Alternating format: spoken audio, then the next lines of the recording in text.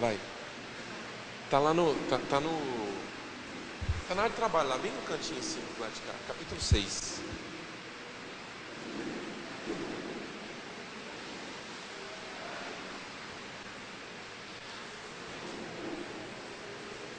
Muito bem, irmãos. Vamos para Apocalipse capítulo 6.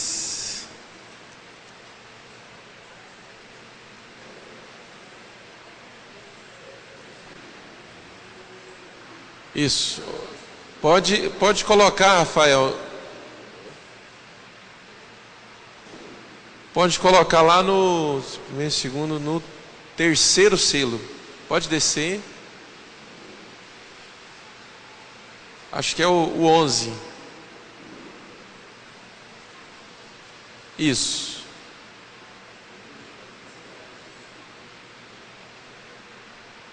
Ok, pode colocar tudo já. Muito bem, irmãos, na última aula, semana passada, eu tive,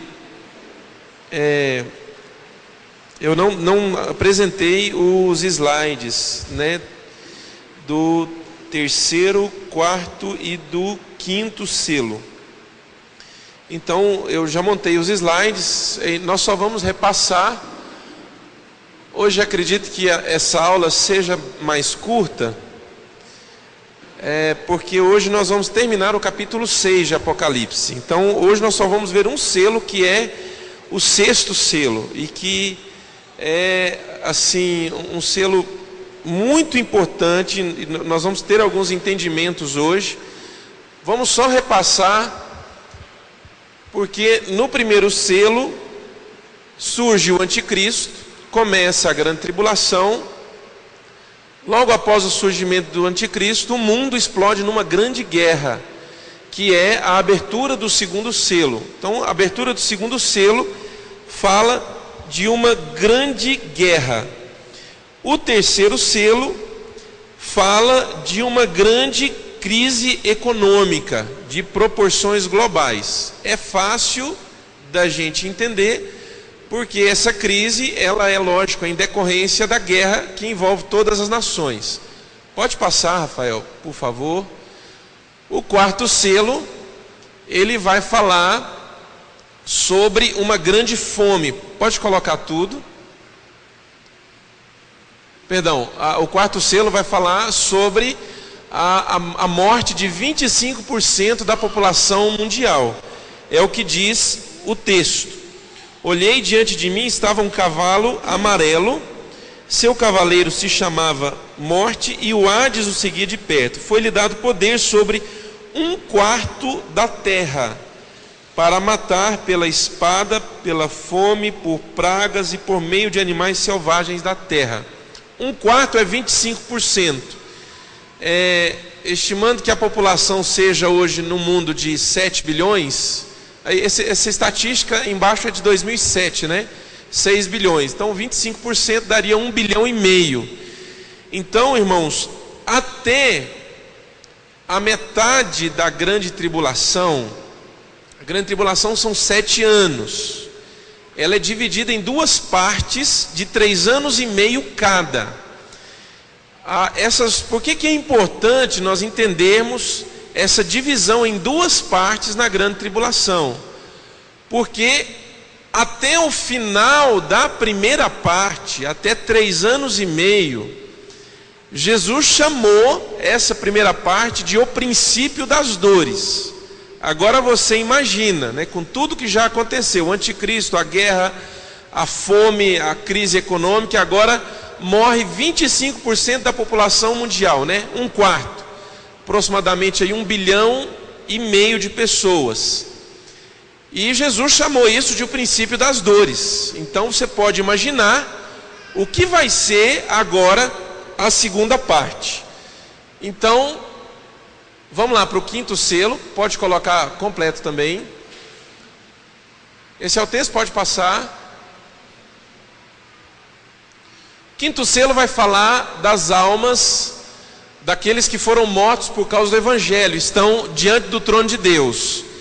Então, ali, esses são aqueles que foram mortos por causa do testemunho, boa parte deles ali, ainda na primeira fase, na primeira metade da grande tribulação. Então é dito a eles, né, quando eles clamam: até quando o Senhor esperará para vingar o nosso sangue daqueles que tiraram a nossa vida na terra? Então é dito a eles que esperassem até que se completassem o número dos seus conservos e irmãos que deveriam ser mortos como eles foram. E isso assusta a gente, né? Por quê? Porque Jesus diz ali para eles que ainda há mais mártires para morrer. E nós vimos que são os 144 mil selados da tribo de Israel. Então eles é que completam o número dos mortos. Irmãos, eu estou passando assim rapidão, porque isso tudo nós já vimos, né? Vamos agora para o sexto selo. Ok. Deixa eu abrir meu computador aqui que vai ficar mais fácil.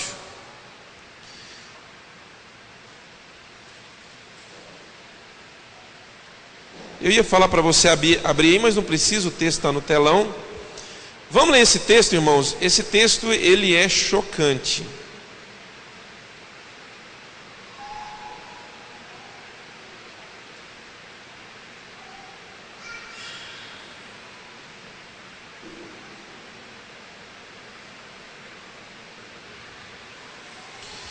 Ok, vamos lá, acompanhe aí comigo no telão. Apocalipse capítulo 6, versículos 12 a 17. Vi quando o Cordeiro abriu o sexto selo, e sobreveio um grande terremoto.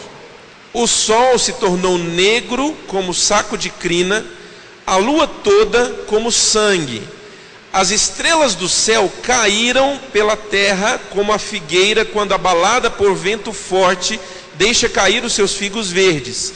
E o céu recolheu-se como um pergaminho quando se enrola.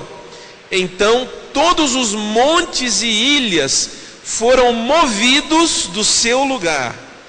Os reis da terra, os grandes, os comandantes, os ricos, os poderosos, e todo escravo e todo livre, se esconderam nas cavernas e nos penhascos dos montes, e disseram aos montes e aos rochedos: caí sobre nós e escondei-nos da face daquele que se assenta no trono e da ira do Cordeiro, porque chegou o grande dia da ira deles, e quem é que pode suster-se? Algumas coisas, irmãos, chamam muita atenção nesse texto. Primeiro, que esse é o sexto selo, é a abertura do sexto selo. Irmãos, a abertura do sexto selo marca o final da primeira fase da grande tribulação. Então, até que esse selo, no momento em que esse selo for aberto, já vai ter se passado 3 anos e meio desde que a grande tribulação começou. E agora você veja aqui comigo algumas coisas. Primeiro, ele fala, só um minutinho. Primeiro, ele fala que houve um grande terremoto, e o sol se tornou negro como sacre de crina, e toda a lua como sangue, e as estrelas do céu caíram para a terra. Você tem que entender aqui o seguinte, que quando ele fala que as estrelas caíram do céu para a terra, é lógico que, por exemplo, quem entende um pouquinho de astronomia vai pensar: mas isso é loucura, jamais uma estrela vai cair na terra. De fato, uma estrela é muito maior do que a nossa terra. O sol mesmo, por exemplo, se o sol, irmãos, ele fosse uma bola de basquete, a terra seria uma ervilha. Isso é para você ver o tamanho da terra comparado ao sol.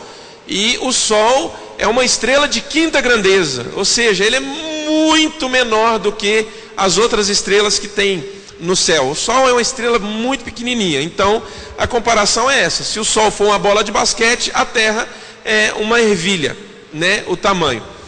Mas você tem que entender como que isso foi escrito, do ponto de vista de quem observa. Como que você vai olhar um evento no céu e dizer: as estrelas estão caindo? O que significa isso? Alguém arrisca? Meteorito. Exatamente isso. Quantos de vocês já viram uma estrela cadente? Quantos de vocês já viram uma estrela cadente? Levanta a mão assim bem alta. Ih, gente, vamos lá. Fizeram um pedido quando viram a estrela cadente? Tô brincando. Irmãos, o que é uma estrela cadente? Na verdade, se diz que é uma estrela, porque quando você está vendo, o brilho dela parece muito com uma estrela que está no céu, mas na verdade ela não é uma estrela, é um meteorito que caiu. E para quem não sabe, eu gosto muito de astronomia. Qual a diferença entre meteoro e meteorito? Meteoro é antes dele chegar na atmosfera da Terra. Então ele vem, quando está no espaço ali em direção à Terra, é um meteoro. Quando ele entrou na atmosfera, cientificamente ele já é conhecido como meteorito. Por que aquilo pega fogo? Porque na verdade, irmãos, o meteorito nada mais é do que uma pedra, do que uma rocha que veio do espaço. Por que ele pega fogo? Porque ele entra em contato com a atmosfera. Ele está numa velocidade surpreendente, então gera atrito. E esse atrito das moléculas, as partículas de oxigênio, do ar, da atmosfera, de tudo, vai gerando um atrito ali e ele faz ele pegar fogo. Então por isso que você vê aquele risco azul no céu. É muito bonito de ver, mas é muito perigoso.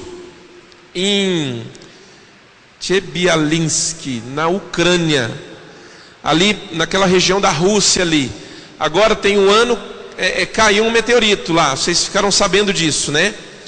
Aquele meteorito, ele deveria ter mais ou menos o tamanho, aí era uma pedra pequena, devia ter o quê? Mais ou menos o tamanho de um caminhão, por aí, talvez um pouco menor. Ele explodiu a 50 quilômetros de altura, acima da cidade. Estava aqui a cidade, 50 quilômetros de altura ele explodiu. Irmãos, feriu mais de 1000 pessoas, a explosão nessa altura. Foram não sei quantas vezes a potência da bomba que explodiu lá em Hiroshima. Então, quando João vê as estrelas caindo do céu, aqui está falando de uma chuva de meteoritos. Estão entendendo? Aí ele diz que há um terremoto. Então esse terremoto, irmãos, eu estava lendo hoje, em 1858, se não me engano, posso ter errado a data, aconteceu um terremoto na China, matou mais de 800 mil pessoas. Esse terremoto na China, 1858 mais ou menos, século XIX. Você pode olhar lá que você vai achar. Tivemos em 2005 o tsunami lá na Ásia. Ajuda aí a lembrar, gente, vocês, na Indonésia, né? Por que esse tsunami foi provocado? Foi um tremor de terra que aconteceu no leito do mar e gerou uma onda gigante, enfim, matou 200 mil pessoas. Esses terremotos que acontecem hoje, irmãos, eles são isolados. Eles acontecem em determinados pontos do globo. O terremoto de que fala na abertura do 6º selo, ele vai ser global, de proporções globais, ao ponto de ele dizer que todos os montes e ilhas foram movidos dos seus lugares. Então você pode entender que não é uma coisa muito simples. O sol fica negro, a lua se torna como sangue. Você pode perceber que agora começa a acontecer catástrofes de proporções cósmicas. Agora não é mais guerra, agora não é mais fome, agora, irmãos, não é mais gente morrendo na terra, né? 25% da população. Não, agora a coisa vem de cima. Então, irmãos, o espaço cósmico, a gente sabe que é Deus que está controlando tudo isso, está por trás disso. Começa agora, parece que a despejar a fúria e a ira de Deus sobre a terra. Vamos ver aqui duas coisas. Vamos ver alguns textos. Rafael, pode colocar a outra página completa. Isso. Vamos ver alguns textos aqui. Tudo isso está escrito aí, irmãos, eu vou explicar e vou falar para vocês. Vamos ver alguns textos que falam sobre essas catástrofes de proporções cósmicas. Abre lá em Mateus capítulo 24. Mateus capítulo 24, vamos ler o versículo 29. Mateus 24, 29. Então ele diz assim, ó: imediatamente após a tribulação daqueles dias, o sol escurecerá, a lua não dará sua luz, e as estrelas cairão do céu, e os poderes celestes serão abalados. Agora vamos para 2 Pedro, capítulo 3, versículo 7. 2 Pedro, capítulo 3, versículo 7.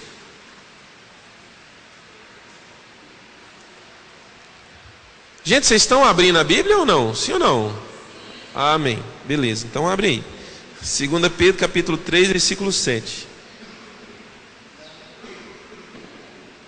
Hã? Como é que é? Não, esse eu não pus no telão, não. Eu fiquei com preguiça. Fiquei com preguiça de copiar e colar no PowerPoint. 2 Pedro 3, 7. Olha o que fala aí.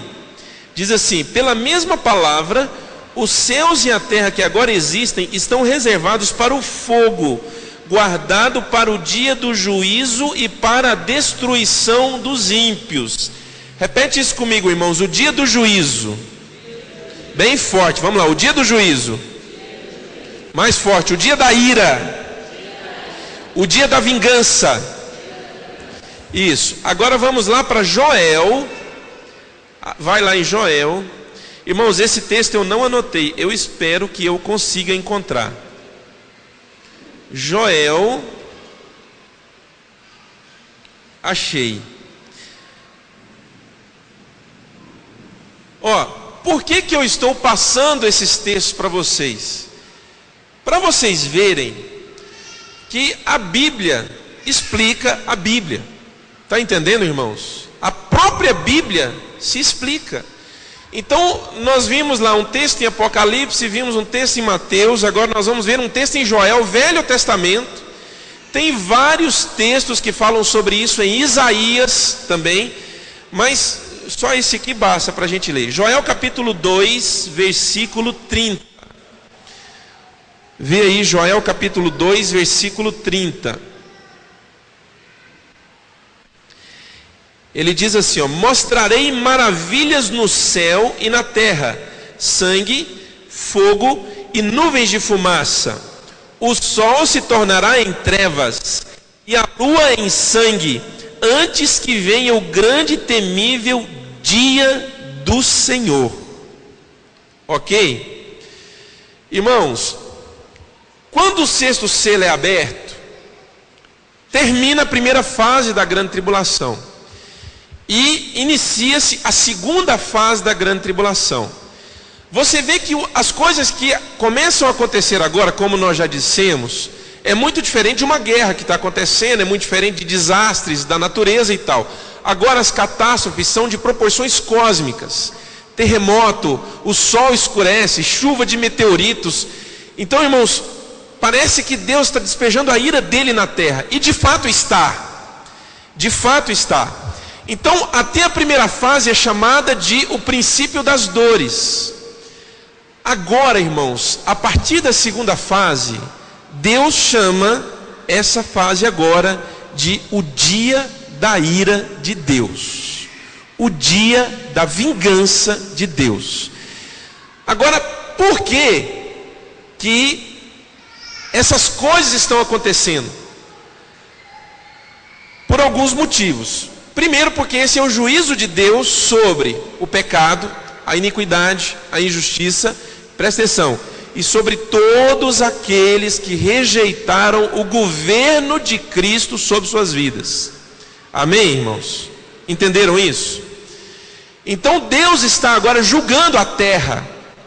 Deus está julgando o pecado. Deus está trazendo o seu juízo contra as obras das trevas. Por que a igreja não passa pela grande tribulação? Meu filho, presta atenção. Sabe por quê? Porque ela já foi lavada e remida pelo sangue de Cristo. Então ela não é mais alvo da ira de Deus, ela não é mais alvo do juízo de Deus. Lá em João tem um texto que fala que o sangue de Jesus desvia de nós a ira de Deus. A ira de Deus, irmãos, ela é sobre o pecado, sobre a iniquidade. Não é sobre aqueles que já tiveram os seus pecados perdoados. Veja bem, presta bem atenção que eu vou falar agora para você não se confundir. Irmãos, Deus não tem motivo para despejar sobre nós a ira dele. Presta atenção no que eu falei, irmãos, isso aqui é muito sério. Por que Deus não tem motivo? Pastor, o senhor está louco? Não estou louco, eu estou me embasando na palavra de Deus. Deus não tem motivo para despejar sobre nós a ira de Deus. Por quê? Porque nós estamos cobertos pelo sangue de Cristo. O sangue de Cristo me livra da ira de Deus contra o pecado. O sangue de Cristo me purificou do meu pecado. E hoje eu posso me achegar, irmãos, diante de Deus, livremente. Lá em Hebreus fala isso. Portanto, irmãos, entremos na presença do Senhor pelo novo e vivo caminho, pelo corpo de Cristo. Entremos com confiança no Santo dos Santos. Irmãos, hoje nós podemos nos achegar à presença de Deus. Por quê? Porque fomos lavados e remidos pelo sangue de Cristo. Então Deus não encontra mais em nós motivo para despejar a sua ira. Por quê? Por causa do sangue de Cristo. Amém, querido? Glória a Deus. O sangue de Cristo, irmãos, ele desvia a ira de Deus sobre mim. Estão entendendo? Olha só. Imagine que isso é a ira de Deus. E eu acho que eu vou fazer um bagunção aqui, não tem nada não. Imagine que isso é a ira de Deus. Presta atenção nisso aqui, ó. Vou fazer um bagunção, depois limpa, não tem nada não. A ira de Deus, irmão, sendo despejada sobre o pecado, sobre a injustiça. Mas aí, irmãos, vem o sangue de Cristo e me cobre. Está entendendo? O sangue de Cristo, irmãos, ele desvia de mim a ira de Deus. Então a ira de Deus ela não está sobre mim, ela está agora desviada pelo sangue do Senhor Jesus Cristo. Estão entendendo, irmãos? Por isso que a igreja não passa pela grande tribulação. Não é para ela, é para o ímpio, é para aquele que rejeitou o sangue de Cristo sobre a sua vida. Agora, uma vez que eu sou iluminado, que eu sou perdoado, uma vez que eu sou purificado, que o sangue de Jesus me purifica, eu devo viver como quem foi purificado. Eu devo viver como quem tem conhecimento do pecado e sabe que agora não está mais preso ao pecado, mas agora está livre. Eu estou livre do pecado. Irmãos, olha aqui para mim. Eu estou livre do pecado. Você, meu querido, está livre do pecado. O que eu quero dizer com isso? Que você pode muito bem olhar para o pecado e dizer não. Você pode muito bem, você tem força, poder para isso. O sangue de Jesus está em você, que te libertou. Escravo não escolhe. Escravo cumpre o desejo do seu Senhor. Quando vocês eram escravos do pecado, do Senhor Jesus Cristo, vocês não podiam dizer não, porque estava todo mundo preso. Mas agora não, nós somos libertos. Estão entendendo? Nós estamos libertos agora. Agora eu posso escolher. Não, eu não estou mais preso. Estão entendendo? Vamos voltar aqui, senão a gente se distrai. Então, esse é o primeiro motivo que a ira de Deus é despejada sobre a terra. Segundo motivo, agora fica interessante, presta atenção. Até aqui o anticristo estava governando a terra desde o início da grande tribulação.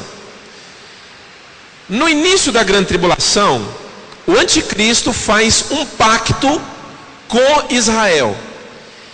Esse pacto que ele vai fazer com Israel vai impedir com que as nações árabes ao redor de Israel destruam Israel. Vai permitir também com que o templo em Jerusalém seja reconstruído. No início da grande tribulação, o templo em Jerusalém será reconstruído. Falei aqui para vocês do Instituto do Templo, né? Tem um site na internet que mostra, um site lá de Israel, que mostra que todos os materiais para a reconstrução do templo em Jerusalém estão prontos. Está só esperando tirar a mesquita muçulmana de lá. Agora o que acontece, irmãos? Na metade da terceira semana, no momento, irmãos, talvez um pouco antes desse selo, do sexto selo ser aberto, o anticristo quebra o pacto com Israel. O que acontece? Ele quebra o pacto com Israel e ele profana o santuário. Ele vai no lugar santo, se assenta no trono e se autodeclara Deus. E exige que o mundo inteiro o adore. E o mundo inteiro irá adorar o anticristo. Quando isso começa a acontecer, abre-se o sexto selo. Aí, irmãos, a ira de Deus vem na terra. Esse é o segundo motivo que a ira de Deus desce sobre a terra. Por quê? Porque o mundo está adorando o anticristo. Estão entendendo? Vamos ver aqui esses textos. Daniel 9:27. Abre lá.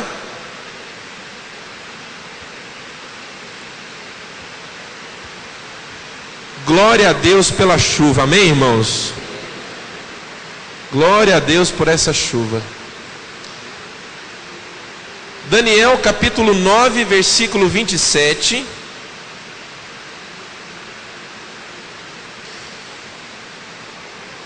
Você vai ver que na profecia sobre as 70 semanas que foi dada a Daniel pelo anjo Gabriel, o anjo falou para Daniel sobre isso. Então você vê aqui, com muitos, Daniel 9:27, com muitos ele fará uma aliança que durará uma semana. Uma semana são 7 anos, é o tempo da grande tribulação. No meio da semana, qual que é a metade de 7? 3,5. É justamente no final da primeira fase. Por isso que ele fala no meio da semana.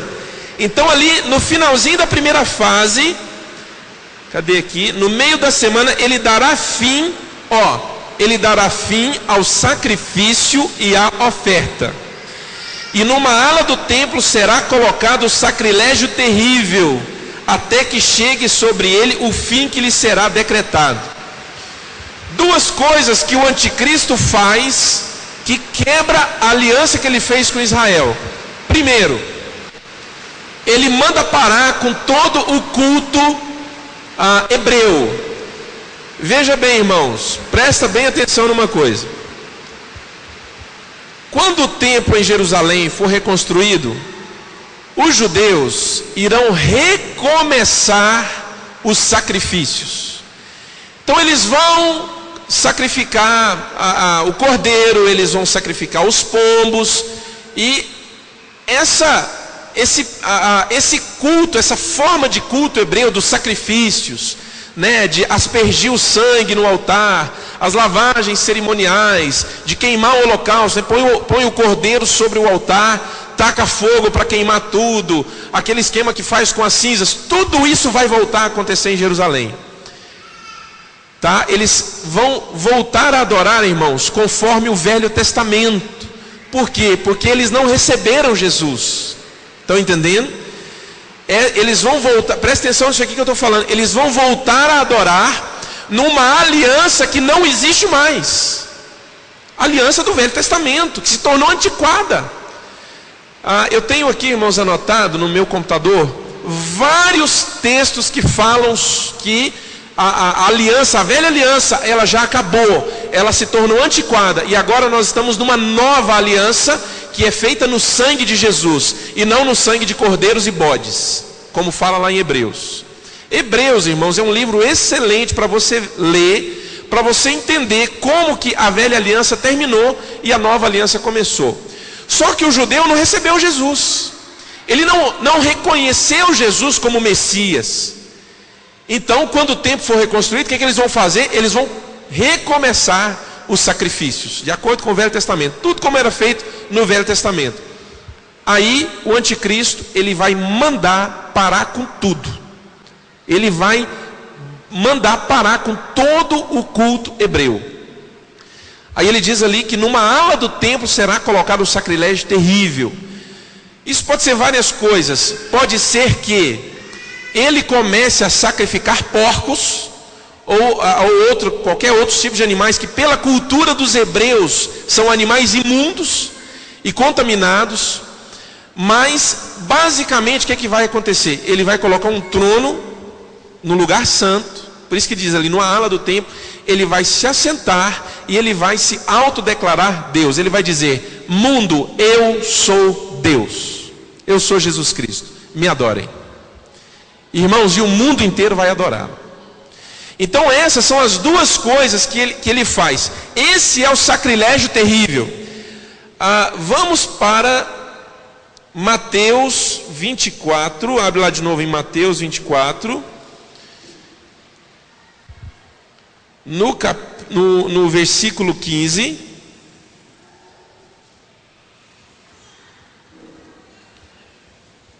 Mateus 24, 15.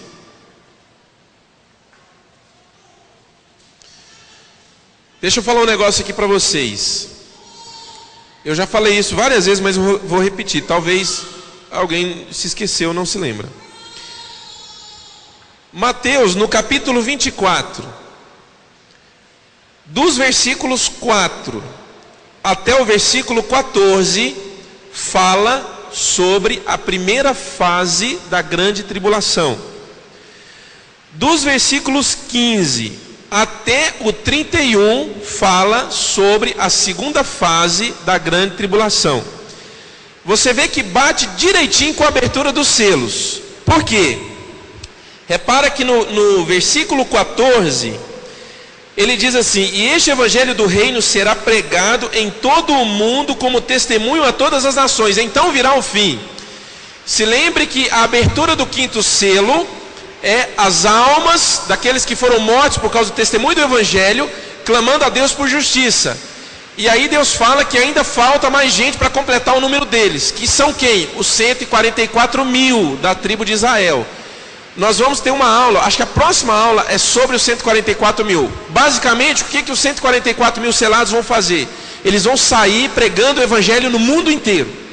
No final da primeira metade da grande tribulação, lá no capítulo 7, no finalzinho do capítulo 7, você vai ver que no início do capítulo 7 eles são selados. No final do capítulo 7, eles aparecem diante do trono de Deus.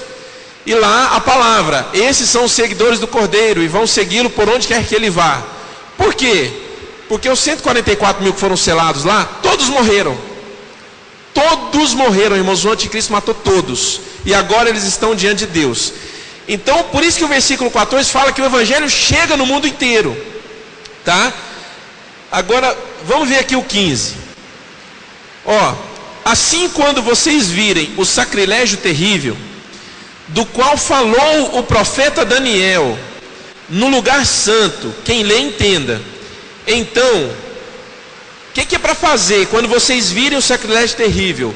Jesus escreveu isso aqui, irmãos. Mateus foi escrito para os judeus. Estão entendendo? Mateus foi escrito para os judeus. Então Jesus está falando para os judeus: olha, quando vocês virem o sacrilégio terrível, o que vocês têm que fazer? Então, os que estiverem na Judéia, fujam para os montes. Quem estiver no telhado de sua casa, não desça para tirar dela coisa alguma. Quem estiver no campo, não volte para pegar o seu manto. Como serão terríveis aqueles dias para as grávidas e para as que estiverem amamentando. Orem para que a fuga de vocês não aconteça no inverno nem no sábado, porque haverá então grande tribulação, como nunca houve desde o princípio do mundo até agora, nem jamais haverá. Se aqueles dias não fossem abreviados, ninguém sobreviveria, mas por causa dos eleitos, aqueles dias serão abreviados. O que é isso aqui, irmãos? A abertura do sexto selo. Estão entendendo? A abertura do sexto selo. E agora do sétimo selo, depois da primeira trombeta, segunda trombeta, terceira, quarta, quinta. Então Jesus resumiu isso aqui nesse texto. Então, o que desencadeou a ira de Deus sobre a terra? Foi o sacrilégio terrível lá no templo em Jerusalém. Quantos estavam aqui, irmãos, quando eu falei sobre Antíoco Epifânio? Levanta a mão assim, quantos estavam? Nossa vida, menos da metade. Deixa eu falar para vocês sobre Antíoco Epifânio. Quem ouviu já vai ouvir novamente. Antíoco Epifânio, ele foi um rei que governou a Síria entre 175 e 164 antes de Cristo. Então ele governou a Síria ali antes de Jesus nascer. Então foi de 175, porque antes de Jesus você conta a data, você conta as datas decrescente, né? Vocês sabiam disso? Você conta a data decrescente. Chegou em Jesus, você começa a contar crescente, 0, 1, 2, 3. Então ele viveu de 175 a 164, ali que ele governou. Então, ele governou a Síria por 11 anos, mais ou menos. No esquema lá que ele fez com os romanos deu a ele o direito de governar a Síria. O que ele fez? Ele concentrou, depois dele ter vencido uma batalha contra o Egito, ele concentrou as forças dele na Judéia. Olha aí, irmãos, 175 anos mais ou menos, 160 anos antes de Jesus nascer. E o que ele fez ali na Judéia? Ele dominou toda a região e ele mandou que parassem todos os sacrifícios no templo e todo o culto hebreu. Proibiu qualquer sacrifício, proibiu a circuncisão, proibiu qualquer coisa que se relacionava ao culto hebreu. Olha a semelhança com o anticristo que nós acabamos de ler. O que ele fez? O plano dele era helenizar toda a Judéia. Ele arrumou alguns judeus que concordaram com a ideia dele. O que é helenizar? Helenizar é impor a cultura grega para um povo. Então, o que ele fez? Ele pegou, foi lá no templo, no lugar santo, e colocou uma estátua do deus Zeus, lá no lugar santo. Olha o sacrilégio terrível. Profanou o templo. Se você for ler ali no livro de 1ª e 2ª Reis, você vai ver várias vezes os profetas falando, irmãos, do pecado do povo, que colocaram no lugar santo, lá no tabernáculo, imagens de deuses estrangeiros, e ali eles adoravam esses deuses. Irmãos, isso é um pecado terrível. E agora Antíoco Epifânio faz isso. Então, irmãos, por que eu estou falando de Antíoco Epifânio? Ele não é o anticristo, mas ele tinha o espírito do anticristo. Ele fez exatamente o que o anticristo vai fazer quando quebrar o pacto lá com Israel. Amém? Perguntas?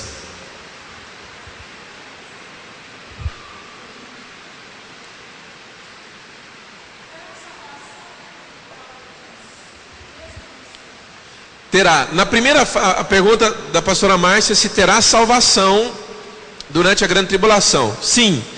Na primeira fase da grande tribulação vai haver muitas salvações. Muita gente vai aceitar o Senhor Jesus. Só que, ainda ali na primeira fase, aceitar o Senhor Jesus significa assinar uma sentença de morte.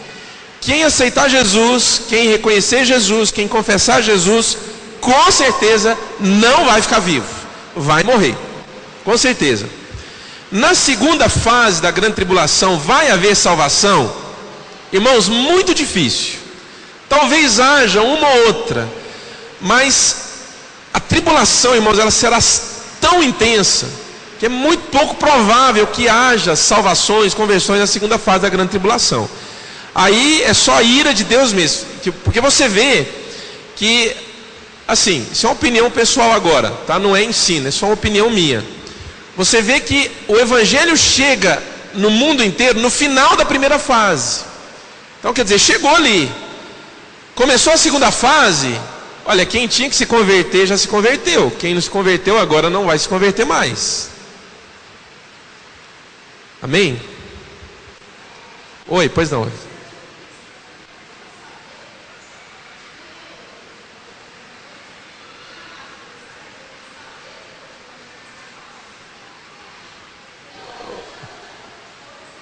Você está falando do anticristo? Como que você vai saber que é ele? Tá. Irmãos, a igreja, ela vai saber quem é o anticristo. Mas não é do jeito que o povo tenta chutar e adivinhar, igual é hoje. Quando Barack Obama assumiu o governo dos Estados Unidos, irmão, um monte de gente falou, é o anticristo, anticristo, anticristo, anticristo. Aí um irmão, é só que de outra igreja. Ele veio me provar por A mais B que Barack Obama era o anticristo. Por quê? Porque se você pegasse o versículo tal, de Apocalipse capítulo tal, multiplicasse por 15, diminuísse por 12, né? Aí você elevava a potência, dava o quadrado, saía 666, você diminuía 3 de cada um e tal, aí saía lá um número, cada número representava uma letra do alfabeto e o resultado dava Barack Obama, entendeu? Irmão, isso é ridículo, me perdoe, isso é ridículo. Aí deixa de você interpretar a palavra para partir para numerologia. Isso nem coisa de crente, não é. Estão entendendo? Então assim, já disseram que o Lula era o anticristo. Disseram que... Quem mais? O Papa era o anticristo. Disseram que o Algor... disseram que o... disseram que o Algor era o anticristo. Enfim, irmãos... Eles não são o anticristo. O anticristo, ele ainda não apareceu. Eu acredito que ele já está vivo e operante, né? Positivo e operante. Mas ele ainda não apareceu. Mas a igreja, de alguma forma, vai saber quem é ele. Ele vai ser uma pessoa que você vai olhar e você vai ver que é uma pessoa assim, que ele vai ter um discurso excelente. Ele vai conseguir... fechar acordo de paz com várias nações e vai começar a pegar o governo do mundo. Só que nós não vamos ver o anticristo na sua fase, no seu ápice, porque a igreja vai ser arrebatada antes. Mas a igreja, ela vai saber quem é o anticristo. Ela vai saber. E eu creio, pessoalmente, isso é uma opinião pessoal, eu creio que isso é espiritual. Nós vamos bater o olho e vamos saber quem é.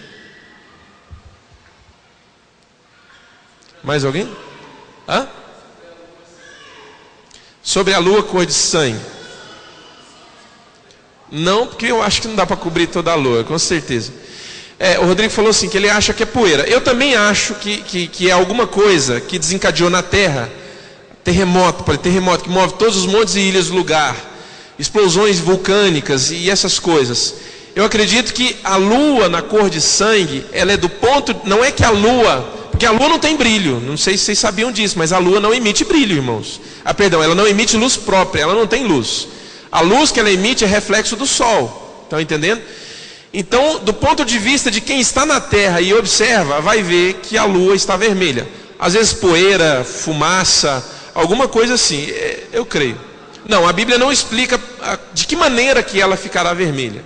Assim como o sol negro, estão entendendo? Como João está vendo, né? João está enxergando de quem vê.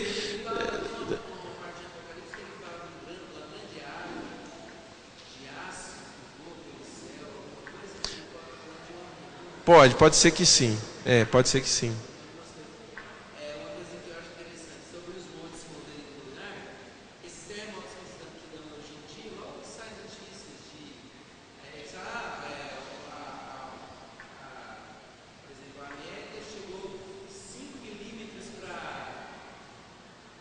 Sim, já, demais da conta. Tem...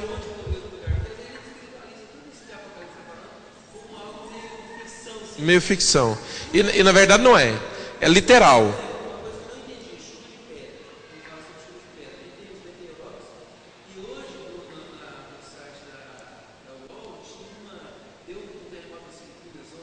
Deu,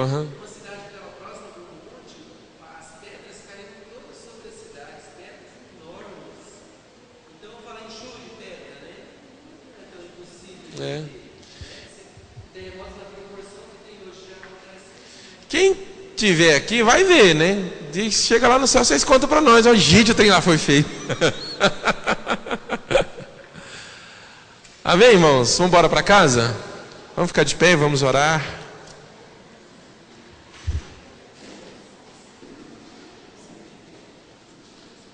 Então tá.